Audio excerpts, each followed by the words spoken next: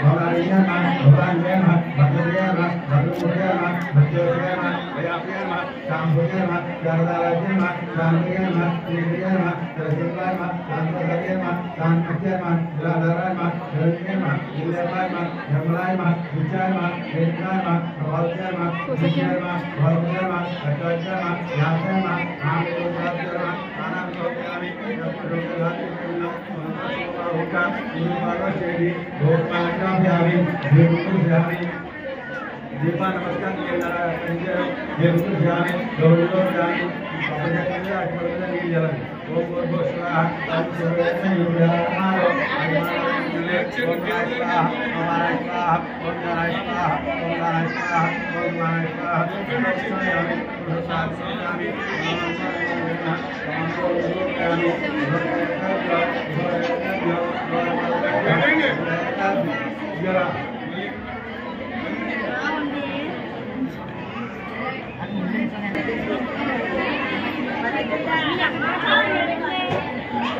fan of your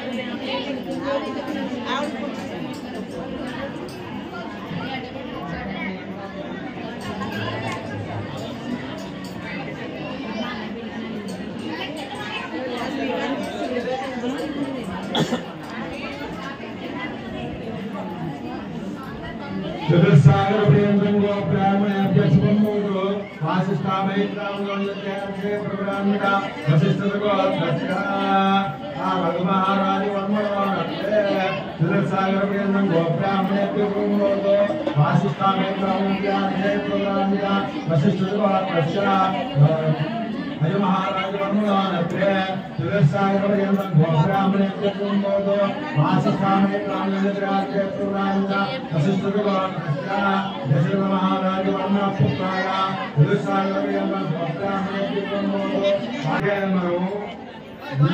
ఎవరికైనా సంబంధానికి వెళ్తే వాడు ఎవరో వాళ్ళ దగ్గర ఎవరు ఏడు మంది తెలుసుకుని వెళ్తారు వాళ్ళ తాత ఎవరు వాళ్ళు ఎవరు అంటే అలాంటి వాళ్ళని తెలుసుకోవడం కోసం అలాగే అలా వెళ్తారన్నమాట. ఆ వెళ్ళినప్పుడు ఈ సీత ఈ రాముడు అడవిలో తిరుగుతుంటే ఈ జనక మహారాజు గారు చూశాక ఆయన చూసి నా కూతురికి తగిన వరుడు దొరికాడు, ఈ దగ్గరికి వెళ్తే బాగుంటుంది కదా అని అడిగితే ఆయన అన్నాక మా పెద్దల దగ్గరికి వెళ్ళాలి అన్నారు. ఆ ఋషి దగ్గరికి వెళ్తే ఈ యొక్క రాముల వారి యొక్క ఋషి గౌతమ వశిష్ఠుడు అండి. ఆ వశిష్ఠ మహారాజు దగ్గరికి వెళ్తే అమ్మయ్య ఆయన ఎవరో, ఆయన తారీఖు ఎవరంటే అయ్యా చాలా పెద్ద గౌతమయ్య వాళ్ళు మహారాజులు చక్రవర్తులు వాళ్ళు ఎవరంటే రఘు మహారాజు గారి యొక్క వంశంలో పుట్టినటువంటి వాడి రాముడు. అలాగే రఘు మహారాజు గారి యొక్క తండ్రి అజమహారాజు యొక్క కుమారుడు దశరథ మహారాజు. ఈ దశరథ మహారాజు యొక్క కుమారుడు శ్రీరామచంద్రమూర్తి ఆయనకి ఇచ్చి వివాహం చేస్తే చాలా సుఖంగా ఉంటుందయా చేతమ్మ అని చెప్పారు.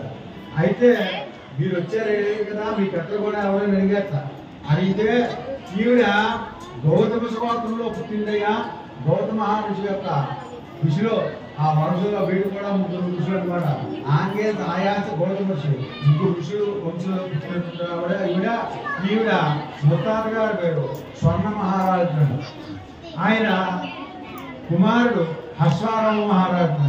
అలాగే ఆయన కుమారుడు జనక మహారాజు. ఈ జనక మహారాజు గారి యొక్క కుమార్తె ఈ సీతామహారాజు. అంచేత వీరిద్దరికీ కూడా కళ్యాణం చేస్తే సుభిక్షంగా దేశమే కాదయ్యా మొత్తం అందరూ కూడా సుభిక్షంగా ఉంటారు చేయండి అని చెప్పేసి అప్పుడు మా పెద్దల వారు కాబట్టి కళ్యాణం చేయాలంటే ఈ యొక్క శ్రీరామ చైత్ర నవమి నాడు వనరుసు తెల్లగా పుష్యమి నక్షత్రంలో ఈ యొక్క వివాహం చేస్తుంది. పుష్యమి నక్షత్రంలో మనం పెళ్లి చేయండి. అంటే మనకు మళ్ళీ రాదు దేవత కాబట్టి దానికి పునరోసు నక్షత్రం అయింది. రాముల వారు పుష్యమి నక్షత్రంలో వివాహం జరిగింది. ఆ 2 కూడా ఇవాళ కలిసే కొంతవరకు పుష్యమి నక్షత్రం ఎంత మహాత్మ